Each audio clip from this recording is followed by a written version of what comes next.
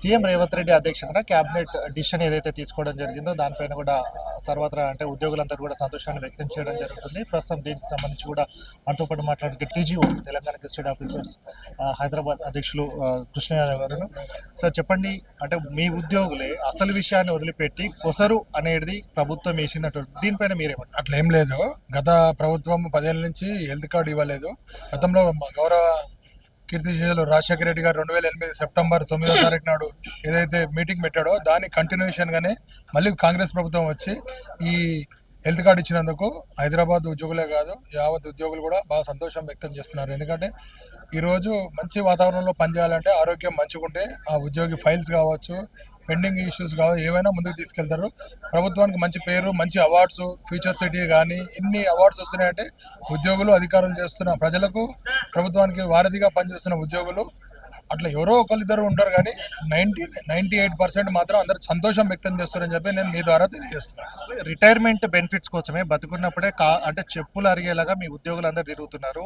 అలాగే వాళ్ళు చనిపోయిన తర్వాత రిటైర్మెంట్ బెనిఫిట్స్ వస్తే దానికోసం తమ కుటుంబ సభ్యులు ఎన్ని సంవత్సరాలు తిరగాల్సి వస్తున్నట్టు? అట్లేం లేదు. ఎందుకంటే ఇప్పుడే చెప్పాము, మేము గత పాలకులు చేసిన కష్టాలని ఇక్కడున్న ఈ పాలకులు కొంచెం అందుకోవడానికి కొంచెం టైం పట్టింది. ఆ టైంలో భాగంగానే మాకు ఇచ్చిన 64 డిపార్ట్మెంట్లో మేజర్గా 20 డిపార్ట్మెంట్ గతం చేశారు. పిఆర్సీ కానీ డిఏ కానీ అది కూడా ఇవ్వడానికి ప్రభుత్వంలో ఈ అధికారులు కానీ రెవెన్యూ డిపార్ట్మెంట్ అన్ని కూడా పని చేసి గట్టిగా ముందుకు తీసుకెళ్తే మొన్న చూసారు మరి ఎక్సైజ్ పాలసీలో భాగంగా కొన్ని వేల కోట్లు వచ్చాయి. ఆర్టీఏలు కానీ కమర్షియల్ ట్యాక్స్లు కానీ ఇట్లా వచ్చిన పైన డబ్బులు అన్ని కూడా ఎప్పటికప్పుడు 700 కోట్లు కానీ ఇప్పుడు 1,000 కోట్లకు డిమాండ్ పెట్టాము. సీఎం గారి దగ్గరికి వెళ్తున్నాము. దయచేసి ఆ మాట కూడా మేము మీరు అన్నది కూడా ఖచ్చితంగా తెలియజేస్తాము.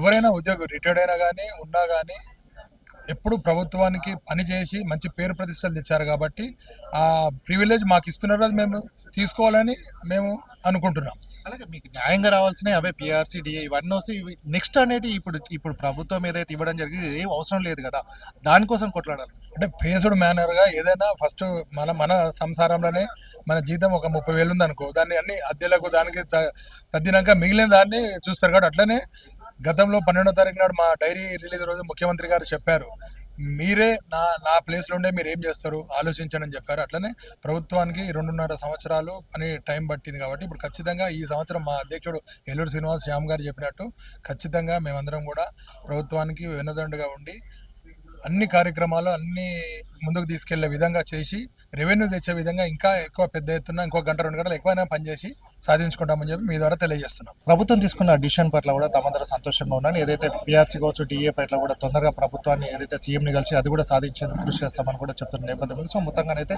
ఇప్పటివరకు ఏదైతే ప్రభుత్వం తీసుకున్న డిసిషన్ పట్ల కూడా సంతృప్తిని వ్యక్తం చేయడం జరుగుతుంది. ప్రభాకర్ గణేష్ హైదరాబాద్.